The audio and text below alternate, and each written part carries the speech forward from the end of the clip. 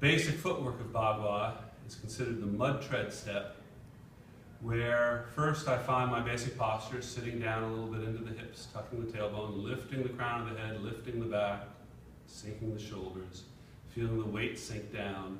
And I'm going to lift one foot up flat, so the toe and heel together. Try to do that without leaning. And I'm going to put that foot slowly forward and put it down one piece. And then shifting the weight forward as slowly as I can. Keeping the tailbone a little tucked under, keeping that back heel down, pressed into the floor, until I'm ready to lift the whole foot simultaneously. And I lift the whole foot one piece, bring the legs together, rear leg passing the standing leg, and down. Very close together. So I feel the knees and ankles brushing as one foot passes the other. It can also be done backwards.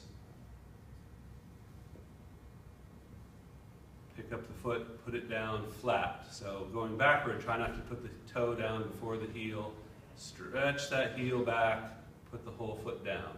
Keep a little sitting crease in the hips, keep the tailbone tucked. Stability relies a lot on the basic posture of the spine. Tailbone tucked, head lifted, the upper back round and full, and the shoulders sinking.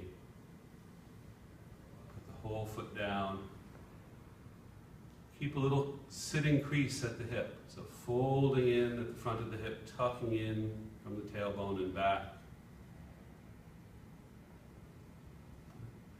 If I do it to the side, sink the weight, whole foot down, shift the weight forward,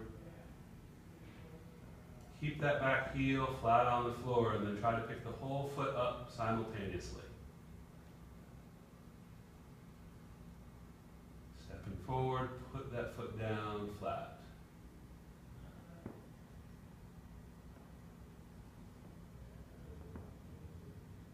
And if I want to change directions, I'm going to bring the feet up and plant them side by side, shift the weight, and then start backwards. Try to stretch that back heel down, get the whole sole of the foot down at the same time as much as is possible.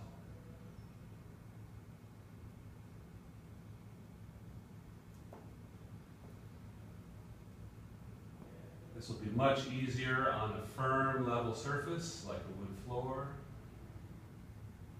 But if you want to make it a little more challenging, doing it on judo mats like this, really test your ability to keep the posture stable.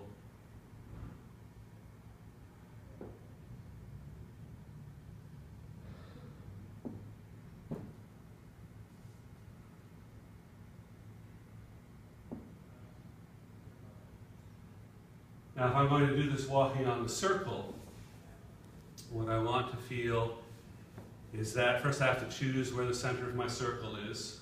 It'll be here on my left side. The outside foot is going to take the first step.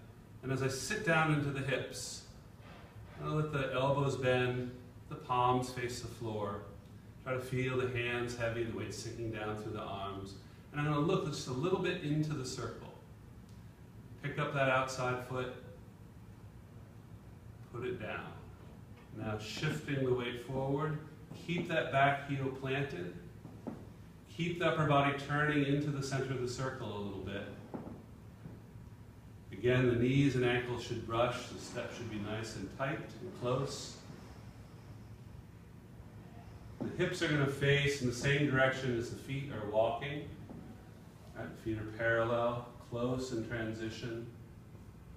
The chest is going to be turned a little into the circle, following the direction of the head and eyes.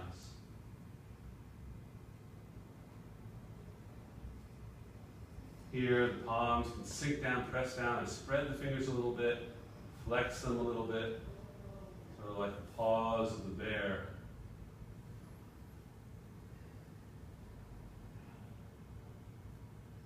Keep the tailbone tucked. As I shift the weight forward, keep that tailbone tucked. The more I can tuck under and lift the tip of the tailbone internally, the more I'll feel the lower back is relaxed and a little bit full.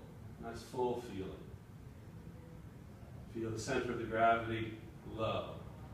If I want to change directions, the outside foot, in this case my right foot, is going to step up on the heel as it passes, toe in, shift the weight, and the left foot pivots on the ball of the foot, so the left toes or right toes are a little ahead of the left toes.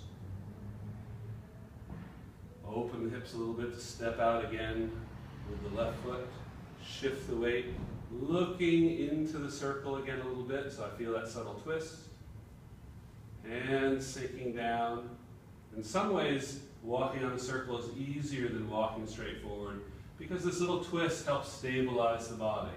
So when I turn to look into the circle, the chest twists in. I can feel some of that twist down in the abdomen and lower back, helping to stabilize the core.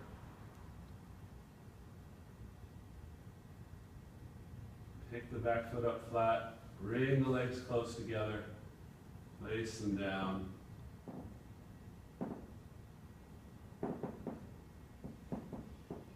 And it's like lifting the foot up out of the mud, right? The mud tread stepping. Lifting the whole foot up out of the mud and then placing it down firmly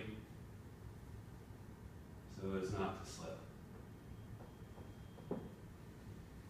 Stopping with the inside foot forward, in this case my right, it's called posting. And then as I shift the weight forward and step up, the outside foot, in this case my left, will step up on the heel, toe in, shift the weight, the right foot pivots on the ball. So my left toes are now a little ahead of my right, facing the center of my circle. Now I can open my hips and take a new step. That's a simple way to change directions. When I'm finished, you can just open the arms, inhaling, sink the shoulders, let the weight sink, and bring the feet together.